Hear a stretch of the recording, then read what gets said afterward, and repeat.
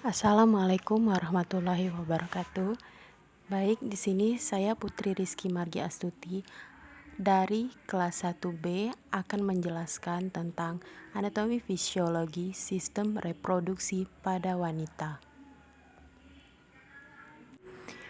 Apakah kalian tahu apa saja organ reproduksi pada wanita?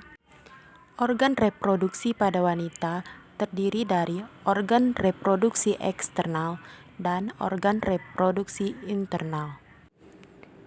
Organ reproduksi eksternal yang pertama adalah mons pubis.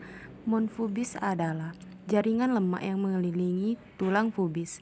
Jaringan ini mengandung kelenjar untuk mengeluarkan minyak dengan feromon yang meningkatkan daya tarik seksual. Yang kedua yaitu labia mayora, atau Anda juga bisa menyebut dengan salah satu organ reproduksi wanita ini sebagai bibir besar, karena fungsinya melindungi organ luar lainnya. Pada masa puber, area kulit di labia mayora akan tumbuh bulu atau rambut yang juga mengandung kelenjar penghasil minyak. Dan yang ketiga adalah labia minora. Labia minora atau bibir kecil merupakan alat reproduksi wanita yang mempunyai bagian ukuran.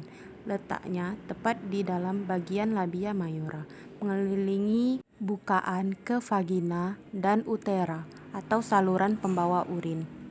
Kulitnya sangat halus, mudah teriritasi dan bengkak. Dan organ reproduksi eksternal yang keempat yaitu klitoris.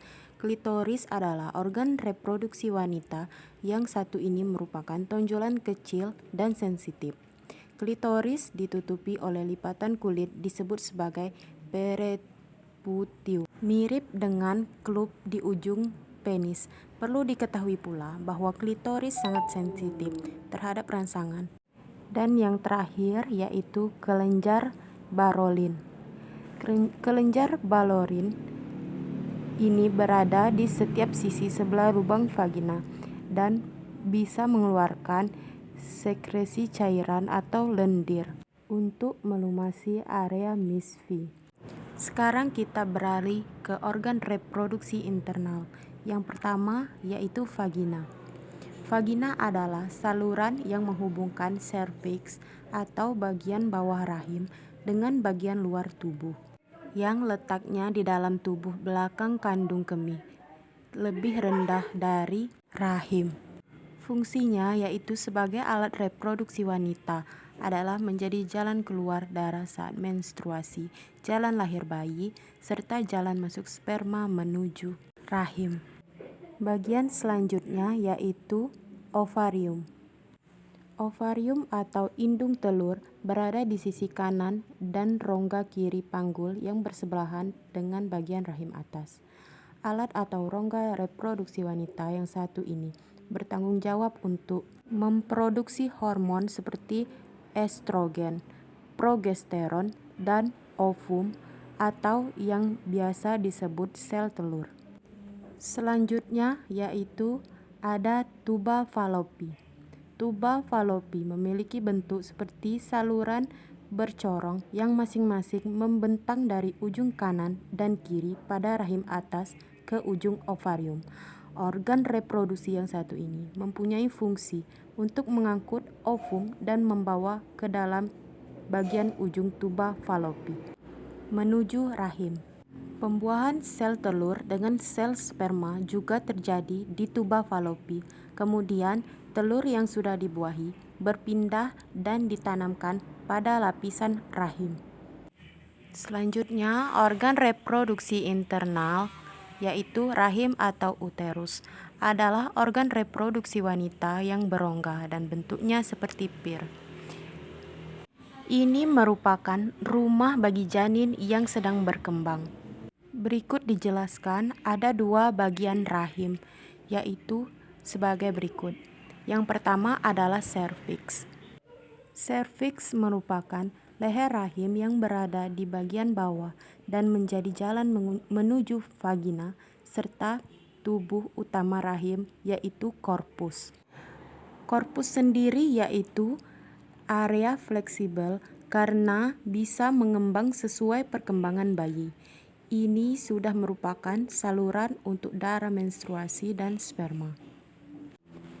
Kita lanjut lagi ke bagian selanjutnya, yaitu organ reproduksi internal leher rahim atau serviks adalah organ berbentuk silinder atau tabung yang menghubungkan vagina dengan rahim.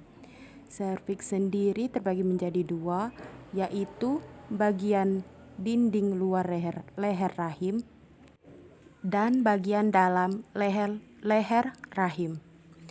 Serviks memproduksi lendir yang akan berubah selama siklus menstruasi. Perubahan tekstur lendir serviks bertujuan untuk mencegah atau membantu terjadinya kehamilan. Nah, bagaimana cara kerja alat reproduksi wanita? Kita simak dari penjelasan berikut ini. Mengutip dari Kit Health, organ reproduksi wanita membantu agar tubuh dapat melakukan fungsi sebagai berikut. Yang pertama yaitu menghasilkan sel telur, melindungi dan memelihara sel telur yang telah dibuahi oleh sperma hingga berkembang seutuhnya, dan melakukan hubungan seksual dan juga melahirkan bayi. Fungsi utama dari organ reproduksi wanita adalah memproduksi sel telur dan tempat pembuahan. Ovarium atau indung telur menghasilkan sel telur atau oosit.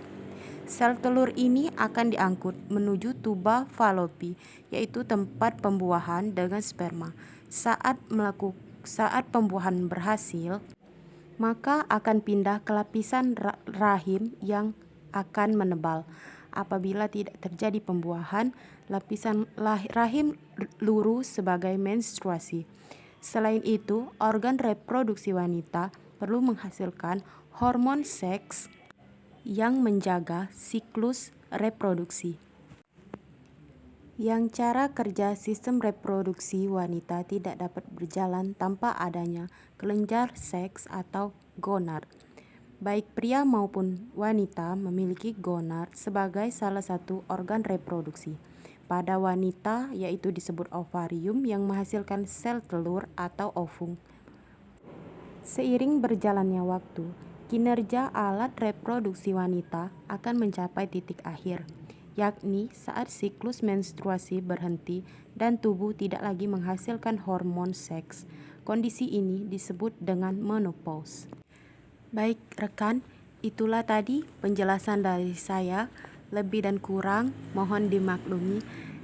Wassalamualaikum warahmatullahi wabarakatuh.